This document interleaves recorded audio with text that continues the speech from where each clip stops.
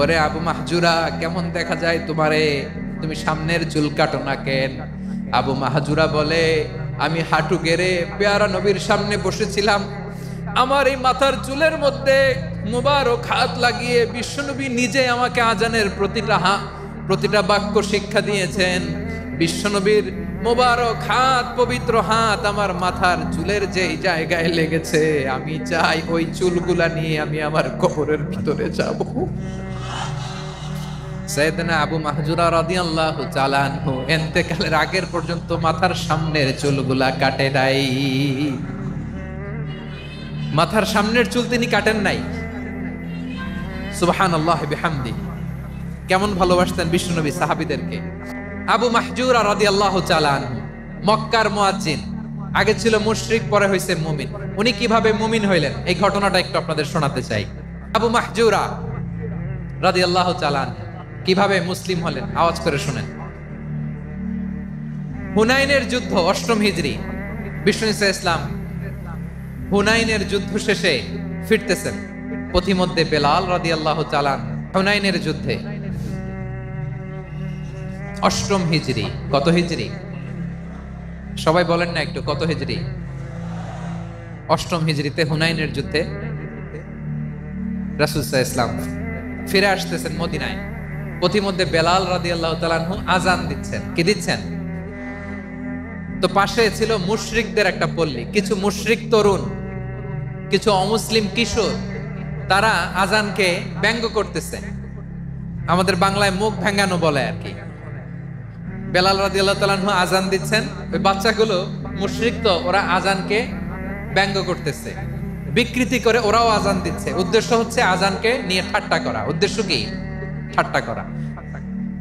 ব্যাপারটা মনে কষ্ট পাওয়ার মতো ব্যাপার না? কিন্তু বিশ্বনবী ওইখানে দেখেন কি খুঁজলেন। বিশ্বনবী খেয়াল করলেন অমুসলিম কিশোরদের মধ্য থেকে একটা কিশোরের গলাটা বড় দরাজ গলা, কণ্ঠটা বড় সুন্দর। খেয়াল করে দেখলেন যে কিছু কিশোর বেলালের আযানকে ব্যঙ্গ করে, বিকৃতি করে, কিন্তু একজনের কণ্ঠ দেখতে পাচ্ছেন না এত দূরে, কিন্তু কণ্ঠটা বড় সুন্দর, দরাজ গলা। বিশ্বনবী সাহাবীদেরকে বললেন, ধরো এগুলারে, ধরো। সবগুলারে ধরে বিশ্বনবীর সামনে আনা হলো। ওরা হাঁটু গেড়ে বসলো।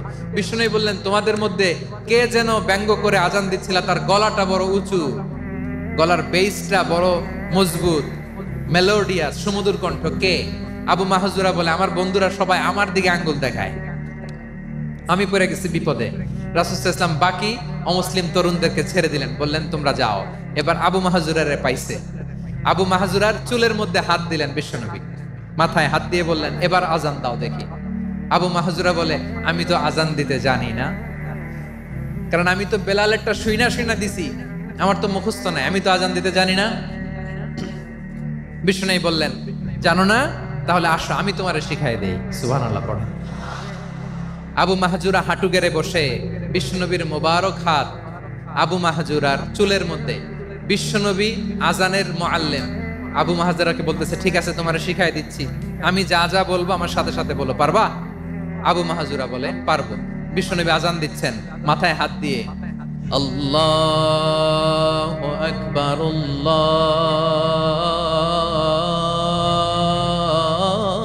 আল্লাহু আকবার।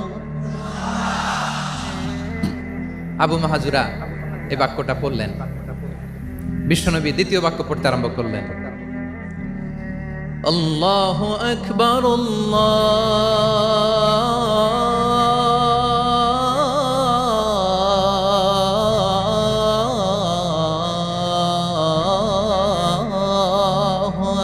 আকবার। আবু মাহজুরা এই বাক্যটাও বললেন। বিশ্বনবী আবু মাহজুরার মাথার মধ্যে হাত দিয়ে তৃতীয় বাক্য বললেন, আশহাদু আল্লা ইলাহা ইল্লাল্লাহ,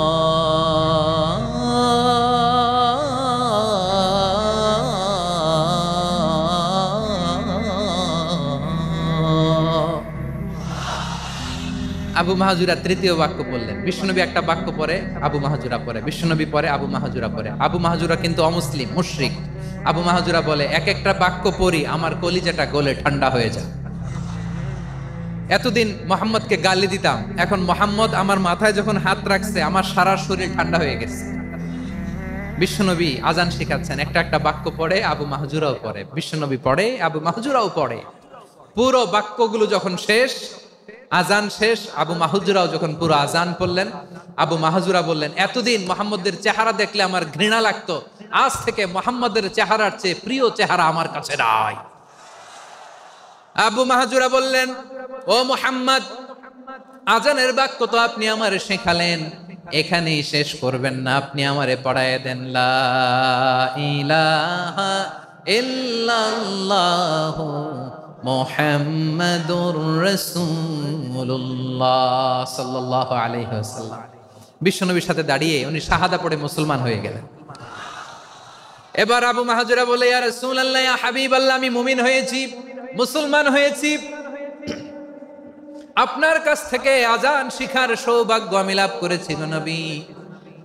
আমার কণ্ঠের বড় তারিফ করেছেন আপনি, আমার আজানকে আপনি পছন্দ করেছেন। একটা জিনিস আপনার কাছে চাই, আপনি আমাকে মক্কার মসজিদুল হারামের মুয়াজ্জিন হিসেবে অ্যাপয়েন্ট করে দে। বিষ্ণু ইসা ইসলাম বললেন, যাও আবু মাহজুরা, আমি তোমাকে পৃথিবীর শ্রেষ্ঠতম মসজিদ মক্কার মসজিদুল হারামের মুয়াজ্জিন হিসেবে অ্যাপয়েন্ট করে দিলাম। দেখছেন কিভাবে ট্যালেন্ট হান্টিং করতে হয়, কিভাবে হিউম্যান রিসোর্স মানব সম্পদকে ব্যবহার করতে হয়। আসছিল আজানকে ভেঙাইতে, আসছিল কেন? আজানকে ব্যঙ্গ করার জন্য, বিকৃত করার জন্য। আজানকে বিকৃত করতে যে ইসলামের সবচেয়ে শ্রেষ্ঠ মসজিদের মুয়াজ্জিন হয়ে গেল। পড়েন সুবহানাল্লাহ।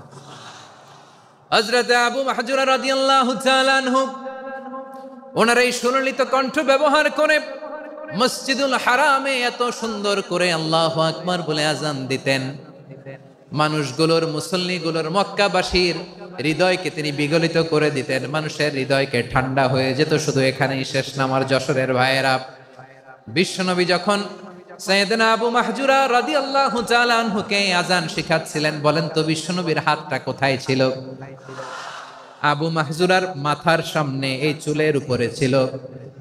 আবু মাহজুরা ওই স্মৃতিটাকে ধারণ করবার জন্য, ওই স্মৃতিকে বহন করার জন্য বিশ্বনবীর মোবারক হাত আবু মাহজুরার কপালের চুলের যেই জায়গায় লেগেছে, মৃত্যুর আগের দিন পর্যন্ত আবু মাহজুরা মাথার ওই চুলে কোনোদিন ছুরি আর কামার লাগায় নাই,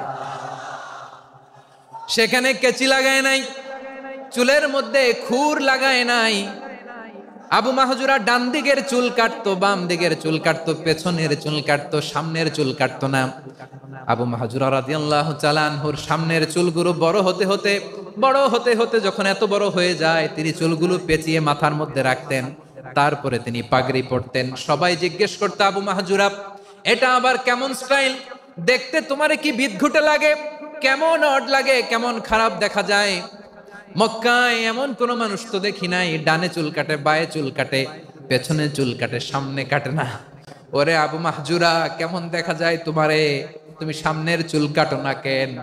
আবু মাহজুরা বলে, আমি হাঁটু গেড়ে পেয়ারা নবীর সামনে বসেছিলাম, আমার এই মাথার চুলের মধ্যে মুবারক হাত লাগিয়ে বিশ্বনবী নিজে আমাকে আজানের প্রতিটা বাক্য শিক্ষা দিয়েছেন। বিশ্বনবীর মোবারক হাত, পবিত্র হাত আমার মাথার চুলের যেই জায়গায় লেগেছে, আমি চাই ওই চুলগুলা নিয়ে আমি আমার কবরের ভিতরে যাব। সাইয়েদনা আবু মাহজুরা রাদিয়াল্লাহু তাআলা আনহু ইন্তেকালের আগের পর্যন্ত মাথার সামনের চুলগুলা কাটে নাই। মাথার সামনের চুল তিনি কাটেন নাই। সুবহানাল্লাহি বিহামদি। কেমন ভালোবাসতেন বিশ্বনবী সাহাবীদেরকে, সাহাবারা কেমন ভালোবাসতেন বিশ্বনবীকে। সামনের চুলগুলো বড় হতে হতে এত বড় ছিল, পেঁচিয়ে রেখে পাগড়ি পরতেন, কাটতেন না। নবীর হাত লেগেছিল। সুবহানাল্লাহ পড়েন।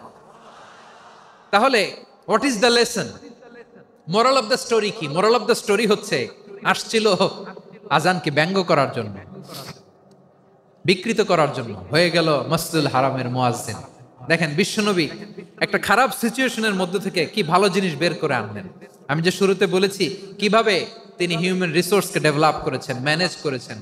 তিনি যে চৌকস ট্যালেন্ট হান্টার ছিল, দেখেন সবার মধ্যে থেকে এর বাছাই করে মুয়াজ্জিন বানাই দিয়েছেন। সুবহানাল্লাহ পড়েন। তার মানে এই না সবাইরে ধরে ধরে উনি মুয়াজ্জিন বানাইছেন।